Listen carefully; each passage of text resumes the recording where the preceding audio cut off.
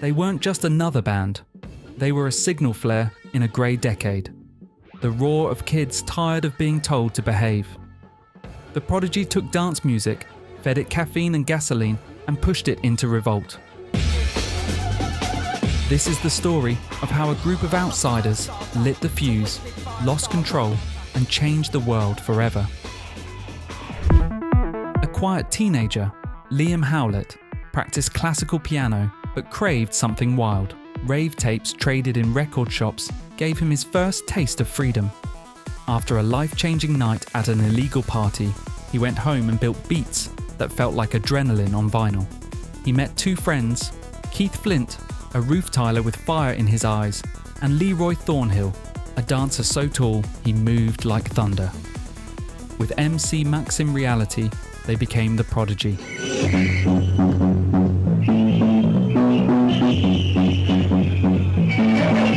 Their 1991 debut, Charlie, sampling a British kids cartoon, exploded into the UK top 5. Suddenly rave was no longer a secret, it was a movement. Charlie says, always tell your mummy before you go off somewhere. When I'm on stage and you've got 15,000 people standing there, and I'm thinking, right, I wrote this song in my bedroom, and now there's 15,000 people jumping about to the song, and I'm just getting such a buzz out of that song because I wrote it in my bedroom, and it's sort of like I wrote this song for you people, and you people are dancing to it. We want that sweet song. As the government cracked down on outdoor parties with the 1994 Criminal Justice Act, the scene turned angry. Sure, when Elvis Presley first came out, that all the parents of all the kids were to Elvis then sort of said, this isn't music. You're not going to be listening to that. Every time a new form of music comes out, people criticise it, and they shouldn't. As you just support it. Liam Howlett answered with music for the jilted generation, a middle finger in album form. Songs like Their Law and Voodoo People captured the betrayal of a youth whose joy had been outlawed. We had a wicked laugh, but to be honest, it's probably the hardest I've worked in a good 10 years since the labouring job I've had on the building site. They weren't inviting rebellion, they were documenting it. The Prodigy's shows turned into rallies, sweat, lasers, and unity. For kids who felt unseen, this sound said, "We exist."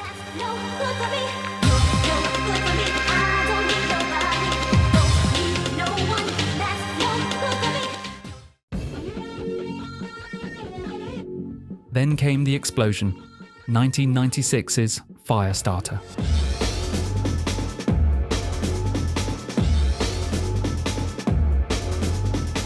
Keith Flint stepped forward, snarling into camera with black eyeliner, twisted pigtails, and that half-mad grin. He wasn't styled by a studio, he was the chaos. The single hit #1 through word of mouth alone. MTV refused daytime play, newspapers called him dangerous. And the youth made him a hero.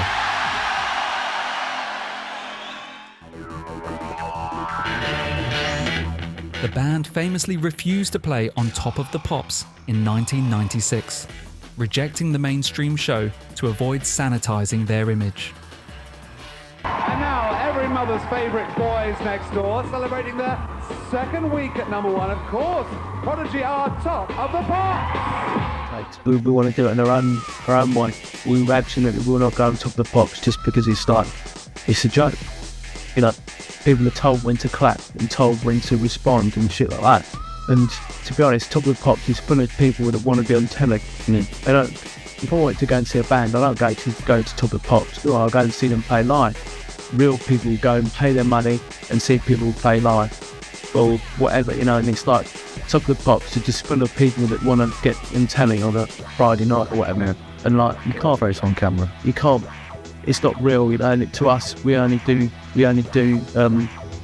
live.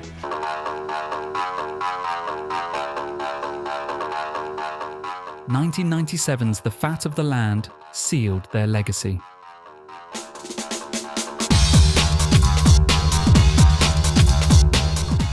Breathe and Smack My Bitch Up hit the top of charts in 16 countries. Critics argued, fans danced harder. But to the 1990s generation, they gave permission. Permission to dye hair, to scream, to feel everything. Fashion followed. Cyberpunk goggles, heavy boots, fluorescent sportswear. Teenagers painted eyeliner lightning bolts in school bathrooms. Behind it all was an idea that being odd was strength. Their shows mixed mosh pits with techno strobes. They brought punks, goths and ravers under one roof. The Prodigy united tribes that were never meant to meet. They made subculture the main culture. In the late 90s, the Prodigy carried that fire east. Russia had already seen Western shock. Billy Joel's 1987 Moscow Meltdown, when he flipped a piano in protest, and Metallica's 1991 Tushino Airfield show for 1.6 million fans. But when the Prodigy arrived, it was different. Not rock rebellion, but electronic uprising. Tens of thousands filled Moscow's airfield, no chairs, no barriers, just pure voltage. When Firestarter began, the crowd didn't dance, it erupted. Reporters said the energy felt revolutionary. In a nation shedding its old restraints, this was the new freedom. Keith Flint screamed, Maxim commanded, and Liam's beats roared across Red Square distance. Out of control wasn't a slogan that night, it was truth.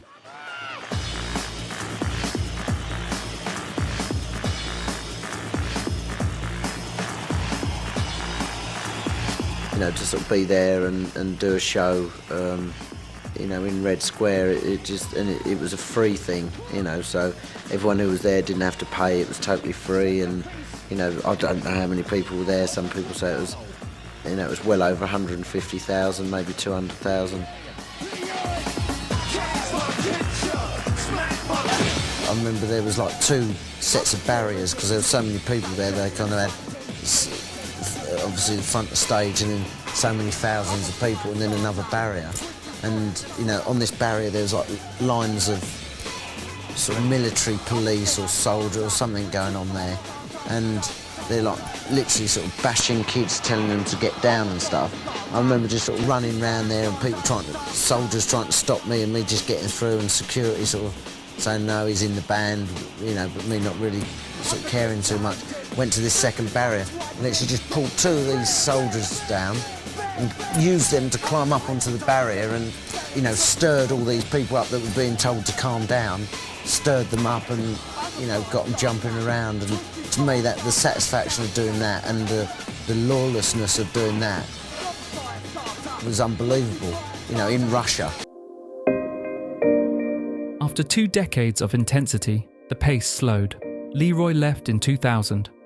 The remaining trio kept crafting, staying relevant while scenes changed around them.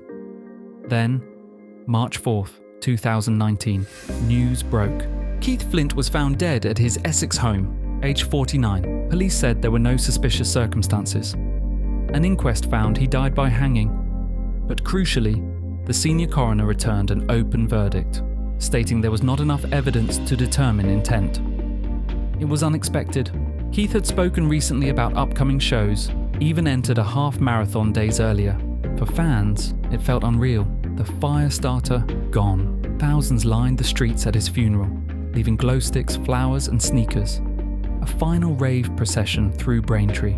The band's message turned to care. Look after each other. Don't suffer in silence.